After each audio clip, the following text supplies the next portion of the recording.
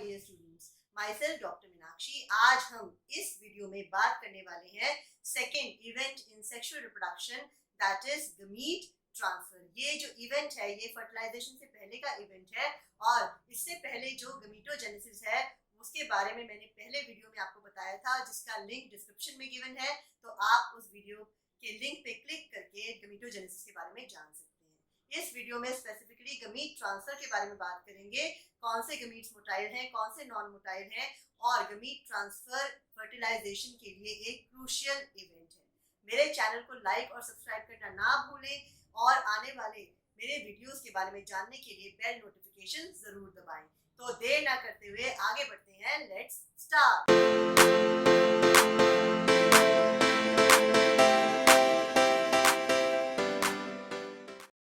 Hi students, so today we are going to study in this lecture about gamete transfer. We had already studied that sexual reproduction involves gametogenesis and gamete transfer. So gametogenesis we have already discussed in the last video.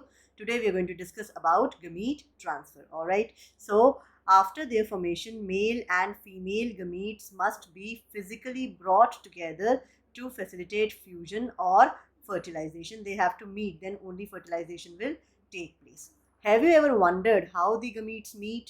In the majority of organisms, male gamete is motile. So usually male gamete is motile or it moves, whereas female gamete is stationary or sessile. But there are certain exceptions.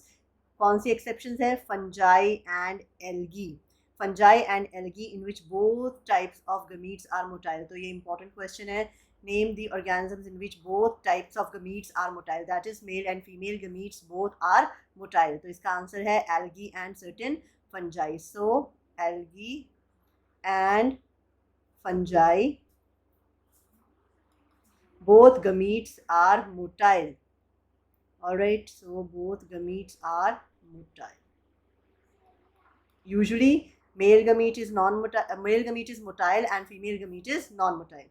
There is a need for a medium through which the male gametes move. In several simple plants like algae, bryophytes and pteridophytes, water is the medium through which this gamete transfer takes place. So in lower organisms, water acts as a medium for the transfer of male gametes to the female gametes. A large number of male gametes, however, fail to reach the female gametes. So यहाँ पे एक very important question again. Why are male gametes formed in large numbers? Why are male gametes always formed in large numbers?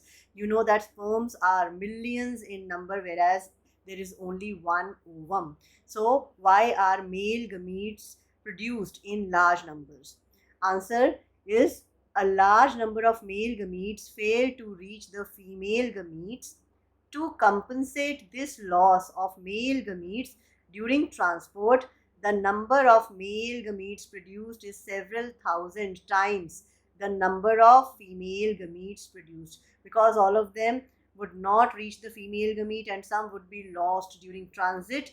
That is why क्या होता है, there are a large number of several thousand times number of male gametes produced than the female gametes. In seed plants, pollen grains are the carriers of male gametes. Alright, so pollen grains are the carriers of male gametes. मतलब male gametes जो हैं वो किसके अंदर present होते हैं? pollen grains के अंदर. और जो egg cell है female gamete, that is present in the ovule in case of angiosperms. Pollen grains are produced in anthers, therefore they have to be transferred to the stigma before it can lead to fertilization. So pollination होता क्या है? Basically pollination is the transfer of pollen grains from anther to the stigma. So anther में present होते हैं pollen grains and pollen grains के अंदर present होते हैं male gametes which have to be transferred to the stigma, style and ovary. Ovary में present होता है female gamete. So pollen grains have to be transferred to the stigma so that fertilization can take place. In case of bisexual or self-fertilizing plants, for example peas, transfer of pollen grains to the stigma is relatively easy as the anthers and stigma are located close to each other. Pollen grains soon after they are shed come in contact with the stigma. But in cross-pollinating plants, including dioecious plants, a specialized event known as pollination facilitates transfer of pollen grains to the stigma. So self-pollinating plants, bisexual plants में anther और stigma पास पास होते हैं, तो इसलिए उन्हें किसी भी pollinating agent की ज़रूरत नहीं होती. Whereas in case of cross-pollination, they need a specific agent for transfer of pollen grains, right? So pollination में they need a medium, so that medium could be water. जब water से pollination होती है तो उसको हम बोलते हैं hydrophily, right? So pollination by water is known as hydrophily. Pollination by birds is known as ornithophily. Pollination by insects is known as entomophily.